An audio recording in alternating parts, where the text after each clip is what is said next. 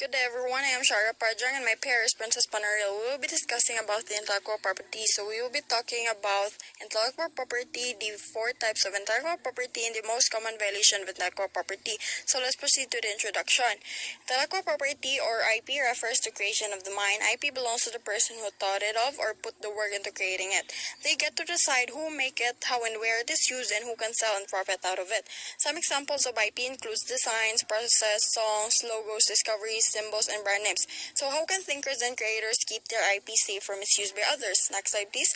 Intellectual property brings value to your business, so it's vital to protect it locally and globally. So these are four types of intellectual property: patent, trademark, trade secrets, and copyright. Next slide, please. So the first one is applying for a patent. A patent is an exclusive right granted for an invention to exclude others from making, selling, or using the invention without the permission of the inventor.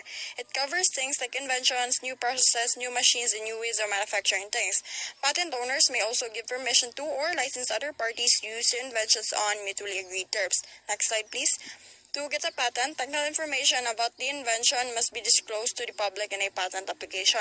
The eligibility of a patent sets three conditions for an invention to be deemed patentable. First, the invention has to be new. Next, it should involve an inventive step. And lastly, it should be industrially applicable or can be produced and used in an industry. The term of protection for patent is a limited period, generally 20 years from the filing date of the application. Next slide, please. The second was using a trademark to cover unique branding and identifiers.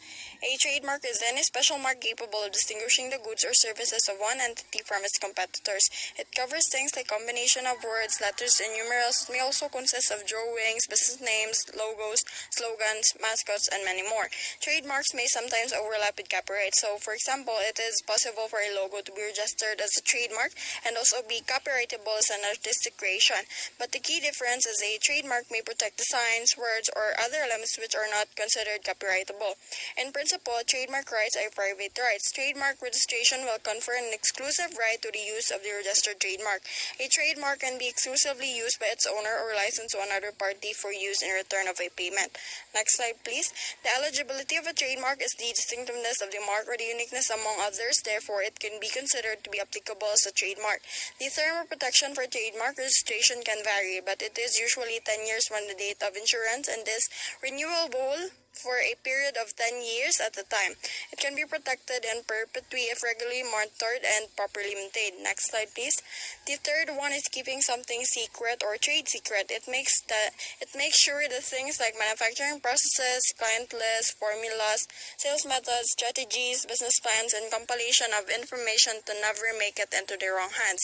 Trade secrets are intellectual property rights and confidential information that companies keep private, which may be sold or licensed to give a business advantage over the business competitors. Next slide, please. The eligibility of a trade secret should have three elements required. First, it should be information that has potential independent economic value by virtue or of not being generally known. Second, it should have value to others who cannot legitimately obtain the information. Third, and lastly, it should be subject to reasonable efforts to maintain its secrecy. All three elements are required. If an element ceases to exist, then the trade secret will also cease to exist. The term of protection for trade secret has no limit on the amount of time a trade secret is protected. Next slide, please. So the fourth type of intellectual property is the copyright. So it is a law that protects the creator's works from someone who wants to steal it.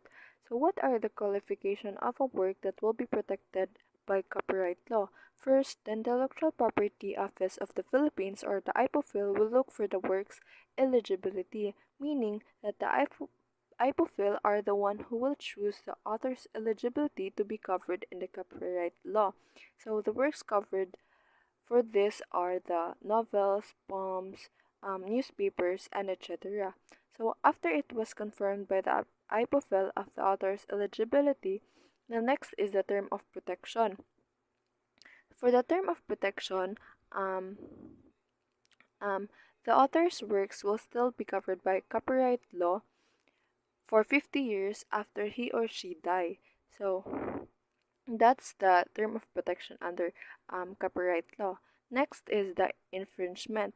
So infringement is a violation of the author's who copy the original author's work without the original author's permission. So it is punishable under Republic Act number 8293, or the Intellectual Property Code of the Philippines penalizes infringement with imprisonment of 1 to 9 years plus 50,000 to 1.5 million fine.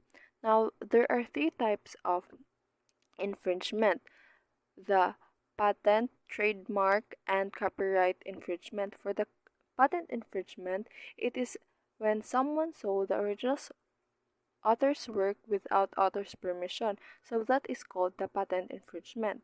That for the trademark infringement, it occurs when someone uses a trademark that is confusingly similar to someone else's registered mark. So for example for this is the logo. If you uses the for example is a Starbucks logo, then you will be punished under trademark infringement.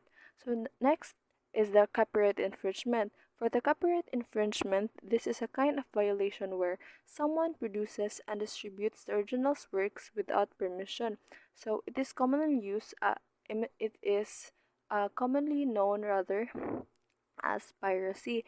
It is common in movies where someone takes videos of the original movie and sell it to someone. And for the conclusion, overall, IP is a critical component of the IT industry and an essential tool for protecting the rights of creators and promoting innovations and growth in the field.